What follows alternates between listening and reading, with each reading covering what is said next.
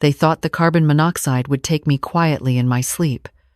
I heard my nephew David whisper to his wife through the bedroom wall, "By morning, she'll be gone. The heater malfunction will be tragic but believable. Then the $8.3 million is ours." I lay there in the darkness, my head pounding, nausea rolling through me like waves. Jessica's voice came next, higher, nervous. "Are you sure the detector won't—" "I removed the batteries yesterday," David said. "Relax. She's old, just had hip surgery. Everyone will think she just didn't make it through the night at this altitude." The altitude. That's what he'd told me when I mentioned feeling dizzy at dinner. "It's the mountain air, Aunt Margaret. You're not used to it. Just rest." But I had been a pharmacist for 40 years. I knew the symptoms of carbon monoxide poisoning when I felt them. The headache, the confusion, the weakness in my limbs that I'd attributed to my new hip still healing. I'd trusted him, raised him after my sister died when he was 12, paid for his college, stood beside him at his wedding, and now, 3 months after my husband Robert's funeral, David had brought me to this remote cabin in the Colorado mountains to kill me. I reached slowly for my phone on the nightstand, my hands shaking. No signal. Of course not. He'd chosen this location carefully. I pulled myself up, every movement sending pain through my healing hip, and looked at the small carbon monoxide detector I'd tucked in my toiletry bag, the one I always traveled with, a habit from my pharmacy days when I'd seen too many accidental poisonings. The reading was at 87 parts per million and climbing. Lethal levels would hit around 150. I had maybe 2 hours. The cabin was one story, perched on the edge of a pine forest. David and Jessica were in the living room. I could hear them now, talking in normal voices, probably thinking I was already unconscious. My rental car keys were on the kitchen counter. Getting to them meant walking past the living room. My hip screamed as I stood. 3 weeks post-surgery, I was supposed to be using a walker for another month.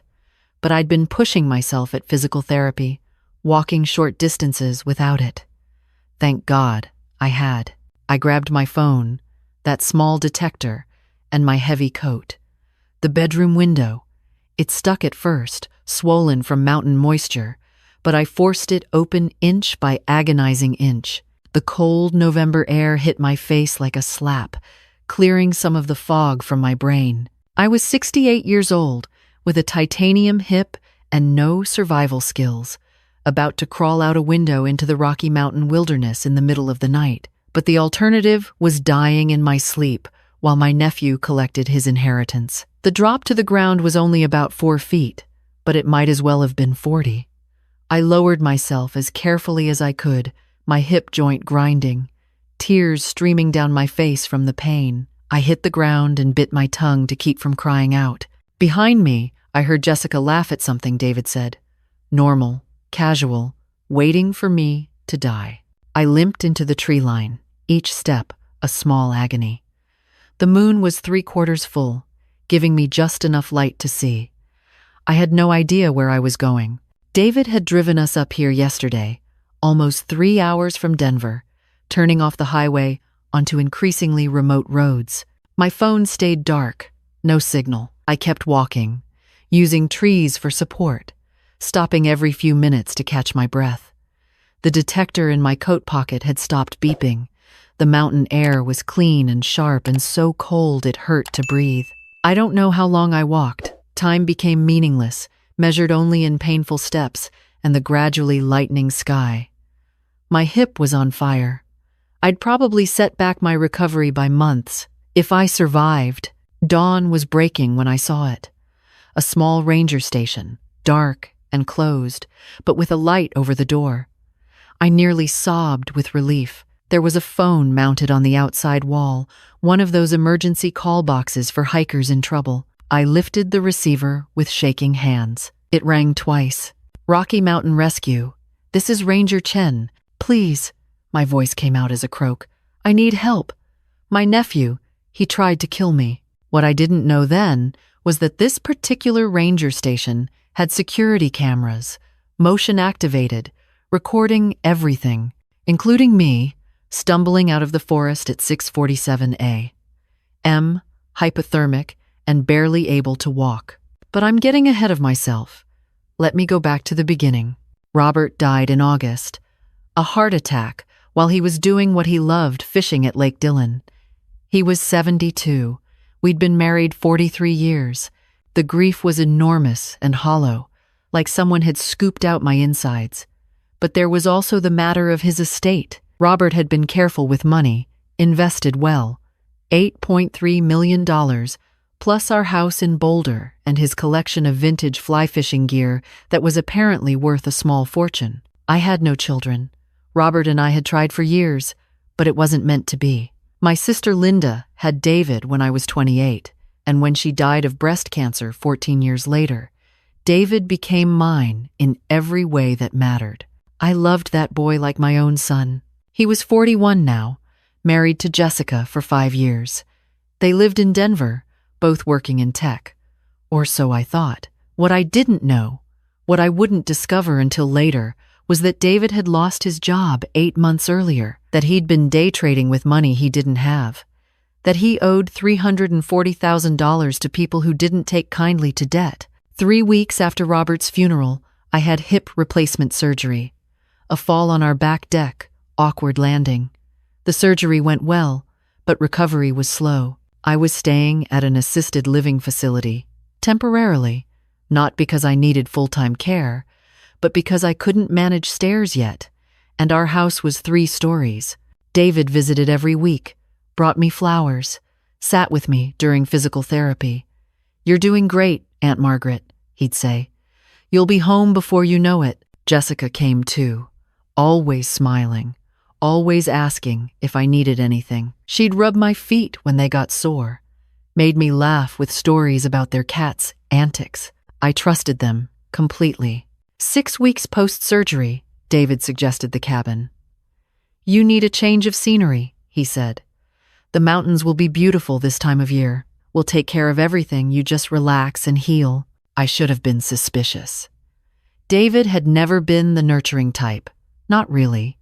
He was busy, focused on his career, rarely had time for more than a quick phone call, but I told myself grief had changed him. That losing Uncle Robert had reminded him family was important. I told myself I was lucky to have him. We drove up on a Friday afternoon. "The cabin belonged to a friend of David's," he said. "He's letting us use it for the week, totally free. It'll be quiet, peaceful. Good for your recovery." The road wound higher and higher, cell service dropping away around the 3rd turn. I felt a small flutter of anxiety. "We're pretty remote," I said. "That's the point." David smiled at me in the rearview mirror. "No distractions, just nature and family time." Jessica turned from the passenger seat. "We'll take such good care of you, Margaret. You'll come back feeling 20 years younger." The cabin was beautiful. I'll give them that. Log construction, huge windows overlooking the forest, a stone fireplace. 1 level, which David said he'd specifically chosen for my hip. "No stairs to worry about," he said, helping me out of the car. He'd thought of everything. That first evening was lovely. David grilled steaks. Jessica made a salad with pine nuts and cranberries. We sat by the fire, and they asked me to tell stories about Robert, about the old days when David was young. "Remember when you taught me to ride a bike?" David asked. "You ran beside me for hours until I got it. Your mom would have been so proud of you," I said, my eyes filling. "You turned out wonderful, David." His smile didn't quite reach his eyes. "Thanks to you, Aunt Margaret." I went to bed early. The altitude was affecting me, making me tired, or so I thought. I woke around midnight, head pounding. The room was spinning slightly. I assumed it was my pain medication, combined with the elevation. I took a sip of water and tried to go back to sleep. That's when I heard them. The walls were thin. "How much longer?" Jessica, impatient. "The CO takes time. Could be 4 hours, could be 8. But by morning, she'll be gone." I froze, my heart suddenly hammering. This couldn't be real. I must be dreaming, confused from the altitude and medication. What if someone questions it? Jessica again. Why would they? She's 68, just had major surgery, came to a high-altitude location against medical advice, which I'll mention, by the way. Her heart just couldn't take the stress. Tragic. But these things happen. And the money? We're the only family she has. Everything comes to us. 8.3 million, plus the house, plus whatever else. We'll finally be free of those debts. My hand found the carbon monoxide detector in my toiletry bag. I'd packed it without thinking. Just one of those things you grab when you travel, like a phone charger or reading glasses. The digital display glowed in the darkness. 87 parts per million. Lethal poisoning starts at 150 parts per million. I had hours at most. I thought about confronting them, screaming, fighting, but I was one woman with a barely healed hip against two people who'd already decided to murder me. If I revealed I knew, what would they do? Speed up the plan? Smother me with a pillow? Push me out the window and claim I'd fallen? I had to get out. Had to survive. Had to make sure they paid for this. The window was my only option. I've already told you about that part. The pain, the cold, the desperate stumbling through the forest. What I haven't mentioned is what I grabbed on my way out. My phone, useless without signal but equipped with a camera and voice recorder, the CO detector, now reading safe levels but with hours of data stored in its memory. And David's phone, which he'd left charging on the kitchen counter while he and Jessica sat by the fire, plotting my death. I took it because I'd watched him unlock it 100 times. His password was 0424, Linda's birthday, my sister, his mother. He'd used his dead mother's birthday to unlock the phone he'd used to coordinate killing the woman who raised him. Ranger Chen found me hypothermic and delirious, clutching that phone like a lifeline. They wrapped me in emergency blankets, got warm fluids into me, called an ambulance. I told them everything, the overheard conversation, the carbon monoxide, the nephew who'd driven me 3 hours into the mountains to die. The cabin, I said through chattering teeth. You need to check the cabin. They did. Found David and Jessica sleeping peacefully, the gas heater running with a deliberately damaged ventilation system, the carbon monoxide detector on the kitchen counter with its batteries sitting beside it. We were going to put it back in the bedroom before we left, Jessica said when questioned. We'd just been cleaning it and forgot. But they couldn't explain my testimony. Couldn't explain why I'd fled into the forest in the middle of the night. Couldn't explain the security footage from the ranger station showing me emerging from the woods at dawn, desperate and injured. And they definitely couldn't explain what was on David's phone. Because I'd spent 40 years as a pharmacist, I knew people, knew how to listen, how to observe. I knew David well enough to guess his passwords, his patterns. His text messages told the whole story. Messages to Jessica from 3 months ago. We could contest the will, but it would take years, and we'd probably lose. There has to be another way. Messages to someone named Marcus. I need more time. I'll have the money soon. Just give me until December. Messages to Jessica from 2 weeks ago. The cabin plan will work. Altitude plus CO plus recent surgery equals plausible. No one will question it. Searches in his browser history. Carbon monoxide death. How long? Accidental death versus suspicious death. Inheriting when elderly relative dies. CO poisoning looks like heart attack. Detective Sarah Martinez from the Jefferson County Sheriff's Office met me at the hospital. She was in her 40s, sharp-eyed, with the kind of face that had seen too much, but stayed kind anyway. Mrs. Patterson, she said, pulling up a chair beside my bed. I need you to tell me everything. From the beginning, so I did. Every detail, every warning sign I'd missed, every moment of that horrible night. The phone? She said when I finished. You took your nephew's phone? I did. That's technically theft. Are you going to arrest me, detective? She smiled faintly. No, ma'am. I'm going to use it to put him away for a very long time. David and Jessica were arrested that afternoon. Attempted murder, elder abuse, financial exploitation. because Detective Martinez also found the forged power of attorney documents David had prepared, ready to use once I was dead. The pre-trial took 6 months. My lawyer, a fierce woman named Patricia Chen, no relation to the ranger, prepared me for what was coming. "They're going to paint you as confused," she said. An elderly woman, post-surgery, on pain medication, at high altitude. "They'll say you misheard, misunderstood, that the carbon monoxide was already affecting your judgment. But the texts, circumstantial, they'll argue. Thoughts aren't crimes. Planning isn't the same as doing. But they did do it. They brought me there to die. I know. And we're going to prove it." The trial was in April. I walked into that courtroom with my cane, still needed it for long distances. Probably always would. My hip had healed as well as could be expected, but climbing out that window had complicated things. I'd need another surgery eventually. Small price for my life. David wouldn't look at me. Jessica cried beautifully, dabbing at her eyes with a tissue, playing the role of the devoted niece-in-law who'd only wanted to care for her husband's elderly aunt. But then the prosecution presented the evidence. The ranger station security footage showing me emerging from the forest, hypothermic and terrified. The carbon monoxide detector data showing lethal levels in the bedroom throughout the night. The cabin's heater, professionally examined, with deliberate damage to the ventilation system. David's phone records, his texts, his searches, and my testimony. "Mrs. Patterson," the prosecutor asked me, "why did you take your nephew's phone?" "Because I'd been a pharmacist for 40 years, I said. "In that profession, you learn that evidence matters. Documentation matters." I knew my word alone, as an elderly woman who'd just been through surgery and trauma, might not be enough. I needed proof. "And you knew his password?" "It was his mother's birthday. My sister Linda. I raised David after she died.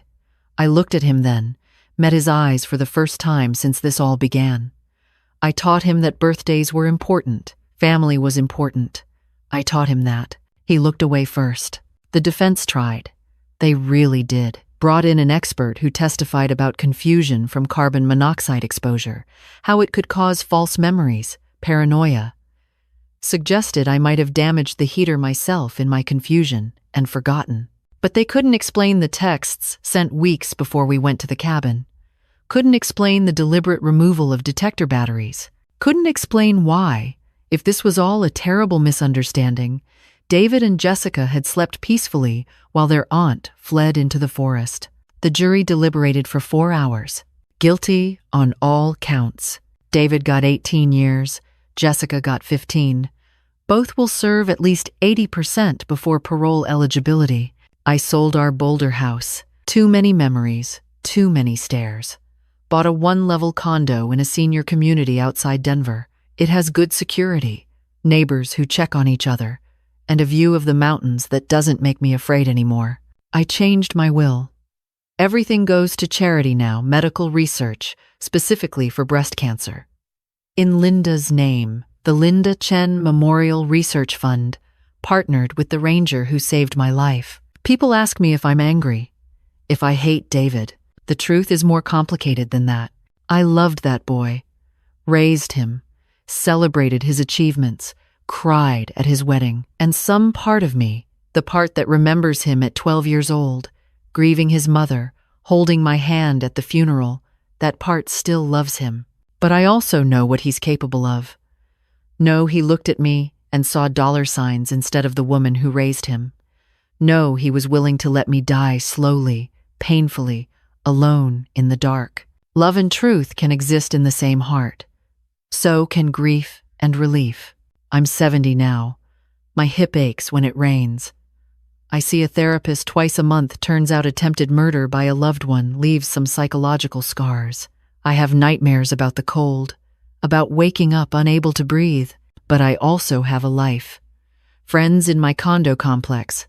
A book club, a physical therapist who's become a genuine friend. I volunteer at a women's shelter, teaching financial literacy, because if my situation taught me anything, It's that being financially vulnerable makes you vulnerable in every way. Detective Martinez visits sometimes. We have coffee, talk about her cases, my life, the weather. She told me once that my case changed how she approaches elder abuse investigations. You were smart, she said. Prepared. You saved yourself. But most victims aren't pharmacists with emergency carbon monoxide detectors. Most victims are just vulnerable. That's why I volunteer now, I told her. Teach people to protect themselves. Document everything. Trust, but verify. Keep emergency contacts outside the family. Your nephew would have gotten away with it, she said. If you'd been anyone else. Maybe. Or maybe I would have been dead. I visited the ranger station once, a year after everything happened. Ranger Chen was there, surprised to see me. I wanted to thank you, I said, properly. He showed me the security footage, again grainy black and white, but unmistakably me, stumbling out of the forest at dawn. I looked so small on that screen, so fragile. You walked almost 4 miles, he said, with a 3-week-old hip replacement in the dark through rocky terrain. That's incredible. It's amazing what you can do when the alternative is death. What you did after taking the phone, preserving evidence while you were hypothermic and in pain, that's what got them convicted. You should be proud. Proud. It's a strange word for surviving your nephew's murder attempt. But I am proud.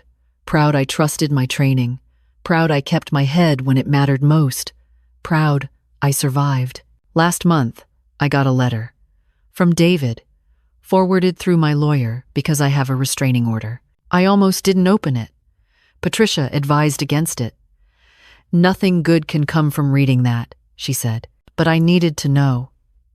Needed to hear what he'd say after 2 years in prison. The letter was short. No apology. Just explanation. The debts. The desperation. How they'd convinced themselves I was old anyway. Wouldn't live much longer. Why shouldn't they have the money now when they needed it? You don't understand what it's like, he wrote, to be drowning financially.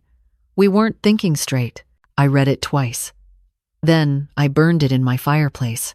Because he was right about one thing, I don't understand deciding another person's life is worth less than money. Don't understand looking at someone who loved you, raised you, would have helped you if you'd just asked, and choosing murder instead. I would have helped him. If David had come to me 2 years ago and said, Aunt Margaret, I'm in trouble. I need help. I would have helped. Given him money, helped him make a plan, worked through it together, but he never gave me that chance. He chose the cabin instead. The carbon monoxide, the cold-blooded calculation of my death. There's a photo on my mantle now. Me and Ranger Chen and Detective Martinez, taken at the 1-year anniversary of my rescue. We're standing outside that ranger station, my cane in one hand, the other arm around Chen's shoulders. We're all smiling. I keep it there to remind myself. I survived, not because I was lucky, though I was, not because I was strong, though I tried to be. I survived because I paid attention, because I trusted my training more than I trusted the lie of family loyalty, because when it mattered most, I chose to save myself. And I'd make the same choice again, every time, without hesitation. The mountains are beautiful from my condo window, purple at sunset, white-capped in winter. I can look at them now without fear. They're just mountains again, just nature, not the place where my nephew tried to kill me. Just mountains. And I'm just Margaret, 70 years old, survivor, living my life on my terms, telling my story so maybe, just maybe, someone else will recognize the warning signs I missed, will trust their instincts, will save themselves. Because in the end, that's all any of us can do. Save ourselves, stand up for ourselves, refuse to be victims, even when the person trying to harm us is someone we love, especially then.